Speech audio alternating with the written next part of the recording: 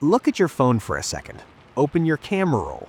Be honest, how many pictures are of actual humans and how many are of your dog doing absolutely nothing? Now think about this morning. Did you say bye baby before you left? Did you tell your cat I'll be back soon? Did you feel a tiny hit of guilt closing the door? And then you caught yourself like, okay, I'm being ridiculous. But here's the twist. Your brain doesn't think it's ridiculous, not even a little. Because when you look into your pet's eyes and feel that rush, your body responds like it matters. And for some people, it doesn't just matter, it saves them. I scrolled through comments from people like you, and one pattern kept showing up again and again. This isn't a cute internet trend, it's survival. One person, let's call her Sarah, basically said, "My cat is the reason I'm still here. Not helps me, not cheers me up, the reason she's still above ground." So if you've ever felt weird for calling your pet your baby, hear this clearly. Sometimes it's not baby talk, it's a lifeline. Today, we're breaking down why your brain treats your pet like a child, why it can actually be emotionally healthy, and why this might be one of the most honest relationships you'll ever have. The child who never leaves. If you've raised human kids, you already know the deal. You spend years teaching them to leave you. You teach them to walk so they can walk away. You teach them to drive so they can drive off. You do everything right, and the reward is watching them not need you anymore. That's not bad, that's life. But it can be brutal, especially if you've ever struggled with abandonment, or feeling replaceable, or like people always move on. Now, compare that to your pet. Your dog isn't going to wake up one day and say, "Ugh, you're embarrassing." Your cat isn't going to move to another state and call twice a year. They don't outgrow you. They don't outgrow the bond. They stay in that sweet spot where you're still their person every single day. And one comment hit me hard. Let's call her Diane. She said her kids grew up, then her husband passed away, and the dogs were the reason she stayed alive, because somebody still needed breakfast. Somebody still needed care. When life takes everything else, being needed can be the thin line that keeps you here. Why they look like babies forever? Quick question. Have you ever looked at your pet and felt so overwhelmed by how cute they are that you wanted to squeeze them? Like not, "Aw," but "I'm gonna crush you with love." That's a real brain response, and it happens because pets trigger the same protective baby cues. Big eyes, round faces, clumsy little movements. But here's the difference. Human babies grow out of the baby look. Pets mostly don't. So even at 10 years old, your dog can still hit that same caregiving button in your nervous system, which is why your voice changes, which is why you use nicknames, which is why you feel protective over a creature that objectively is a different species. Your brain is doing what it was built to do, protect and nurture. The love without performance.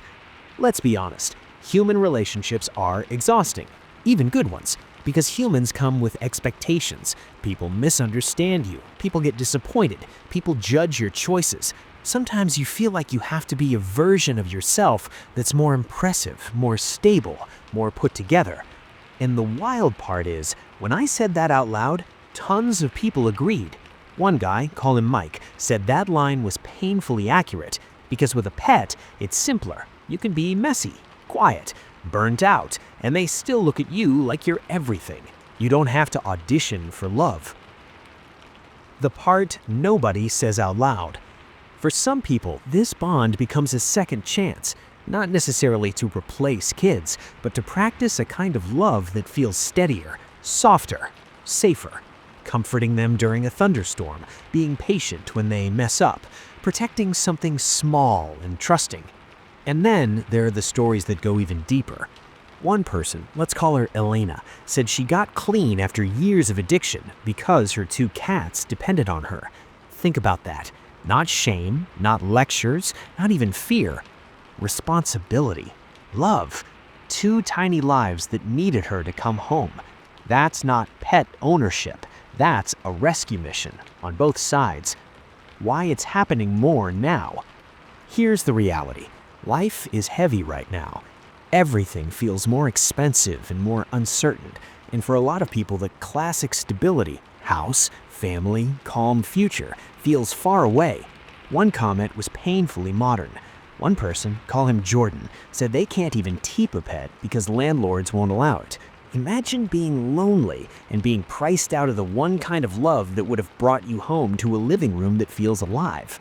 So yes, people take 300 photos of their dog sleeping because it's a pocket of peace that still makes sense. And one person wrote a line that felt like a prayer: "Their innocence is light on earth." That's what it feels like. And when we lose them, this is the hardest part. If you love them like a child, you grieve them like a child. People who don't get it will minimize it. It was just a dog, get another one. But that's not what the loss feels like, because you didn't lose a pet. You lost a presence, a routine, a witness to your private life. One person, let's call her Rachel, lost her tiny dog recently and said it was so raw she didn't even know if she was supposed to cry that hard. And another, call him Maria, said she adopted a mistreated shelter dog after losing her little companion, and watching that new dog bloom slowly healed her heart. That's the real truth about this bond. It can break you, and it can rebuild you. So, what does it mean? It means family is expanding. It means love goes deeper than blood. And if you call your pet your baby, you're not broken, you're bonded. So yes, buy the good food when you can. Use the ridiculous voice. Take the photos.